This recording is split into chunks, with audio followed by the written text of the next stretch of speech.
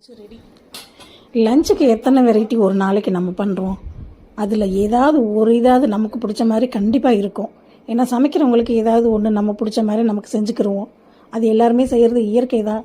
என்றைக்காவது ஒரு நாள் நம்ம உட்காந்து சாப்பிட்லாமேன்னு நம்ம போய் சாப்பிட்லான்னு நினைக்கிற அன்றைக்கி தான் இந்த நான்வெஜ் இல்லாமல் வெஜ்ஜெல்லாம் போட்டு நம்மளை நல்லா நோகடிப்பாங்க. பாருங்கள், இன்றைக்கின்னு பார்த்து கீரை, பீக்கங்காய் கூட்டு, ரசம் ஆஸ் யூஷுவல் அது இருக்கும், தயிர் இருக்கும். இதுக்குன்னு பார்த்து கீரையும் இந்த பாலக்கீரை அது ஒன்று கண்டுபிடிச்சிருக்காங்க பாருங்கள். பாலக்கீரை, பன்னீர் அப்படி இப்படின்னு ரொம்ப தொந்தரவுங்க. அதெல்லாம் பொசுக்குன்னு கீரையை ஊறுகிற மாதிரி பெருசு பெருசாக தான் இருக்கும் இலை. கஷ்டப்பட்டு ஊறுகிற மாதிரி முருங்கைக்கீரையாக இருந்ததுன்னா செய்ய மாட்டாங்கல்ல. 10 நிமிஷம் வேலையாக செஞ்சு வச்சுட்டாங்க ஈஸியாக. பாலக்கீரையை வேக வச்சு கடைஞ்சி தாளித்து விட்டாச்சு, அவ்வளோதான். பீக்கங்காய் இது 5 நிமிஷம் வெந்துடும். இதை ஒரு பருப்பு இத்தினூண்டு ஒரு ஸ்பூன் பருப்பு போட்டு பண்ணுறது ஒரு கூட்டு. ரசம் எப்பவும் போல் பண்ணுற ரசம் தான், ஸ்பெஷல் ஒன்றும் கிடையாது. தக்காளி ரசம், புளி ரசம், அந்த மாதிரி தான். பருப்பு ரசம்னு தாளித்து விட்டாங்கன்னா இன்றைக்கி லஞ்சுக்கு முடிஞ்சு போச்சு.